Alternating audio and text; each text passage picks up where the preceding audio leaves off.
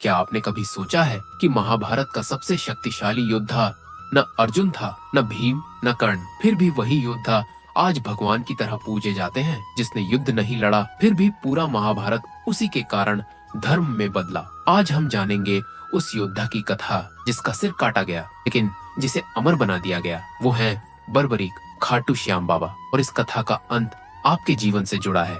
भीम के पुत्र घटोत्कच और उनकी पत्नी मोरवी, इन्हीं के घर जन्म हुआ एक असाधारण बालक बर्बरीक। बचपन से ही अद्भुत बल, लेकिन उससे भी बड़ा करुणा से भरा हृदय। मोरवी ने सिखाया, बेटा, शक्ति का अर्थ हराना नहीं, धर्म बचाना है। ये संस्कार आगे चलकर इतिहास बदलने वाले थे।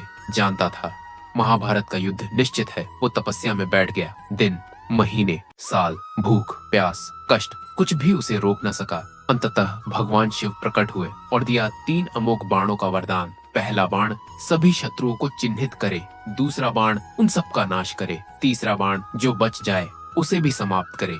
शिव बोले, इनसे तू अकेले पूरा युद्ध जीत सकता है। यानी पूरा महाभारत 3 बाणों में समाप्त हो सकता था। जब महाभारत का युद्ध शुरू हुआ, बर्बरीक ने प्रण लिया, मैं उस पक्ष से युद्ध करूंगा जो सबसे कमजोर होगा। और यही प्रण धर्म के लिए सबसे बड़ा संकट बन गया, क्योंकि युद्ध में कमजोर पक्ष हर दिन बदलता।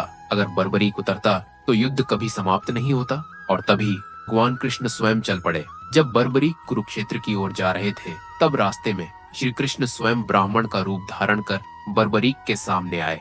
मुस्कुराते हुए बोले, वत्स, सिर्फ 3 बाण लेकर महायुद्ध लड़ने चले हो? बर्बरीक ने अत्यंत शांत स्वर में उत्तर दिया, प्रभु, एक ही बाण पर्याप्त है। यदि तीनों चल जाए तो पूरी सृष्टि का नाश हो सकता है। यह सुनकर श्री कृष्ण समझ गए, सामने कोई साधारण योद्धा नहीं है, परंतु उन्होंने उसकी परीक्षा लेने का निश्चय किया। श्री कृष्ण ने पास खड़े एक विशाल पीपल के वृक्ष की ओर संकेत किया और कहा, यदि ऐसा है तो इस पीपल के हर एक पत्ते को भेद कर दिखाओ। बर्बरीक ने बाण छोड़ा। कुछ ही क्षणों में पीपल के सभी पत्तों पर चिन्ह उभर आए, पर तभी वह बाण रुक गया, घूमने लगा श्री कृष्ण के चरणों के चारों ओर। कारण यह था, एक पत्ता जो श्री कृष्ण ने चुपचाप अपने पैर के नीचे दबा लिया था। यह देखकर बर्बरीक तुरंत बोल उठा, प्रभु, कृपया अपना चरण हटा लीजिए, यह बाण आपके चरणों को भी भेद सकता है। उसी क्षण श्री कृष्ण समझ गए, यह योद्धा सिर्फ शक्तिशाली नहीं, अजेय है। इसके बाद श्री कृष्ण ने उससे दान मांगने की इच्छा प्रकट की। बर्बरीक ने बिना सोचे कहा,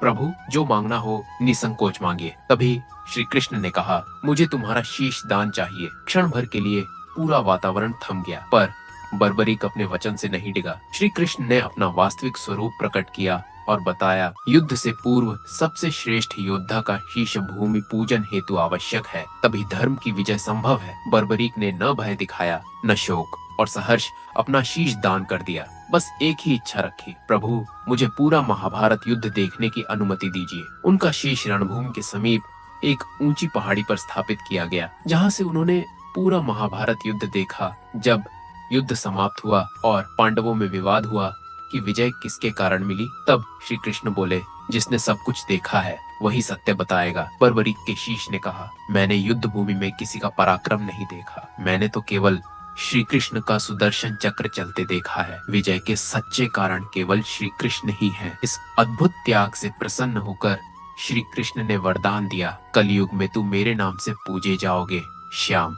राजस्थान के खाटू में आज भी वही शीश विराजमान है। इसीलिए कहते हैं, हारे का सहारा खाटू श्याम हमारा। बर्बरीक ने युद्ध नहीं लड़ा, लेकिन धर्म को बचा लिया। उसने शक्ति नहीं दिखाई, उसने समर्पण दिखाया। और शायद इसीलिए जब इंसान हार जाता है, टूट जाता है और कोई साथ नहीं देता, तो सबसे पहले श्याम बाबा सुनते हैं। अगर आज आप भी किसी युद्ध में हार रहे हैं जीवन के महाभारत में, तो याद रखना, श्याम बाबा हारने वालों के नहीं, समर्पण करने वालों के साथ होते हैं। जय श्री श्याम। अगर इस कथा ने आपके मन को छुआ तो इसे किसी ऐसे इंसान तक पहुंचाइए जो आज हारा हुआ महसूस कर रहा हो, क्योंकि शायद यही वीडियो उसके लिए श्याम बाबा का संदेश हो।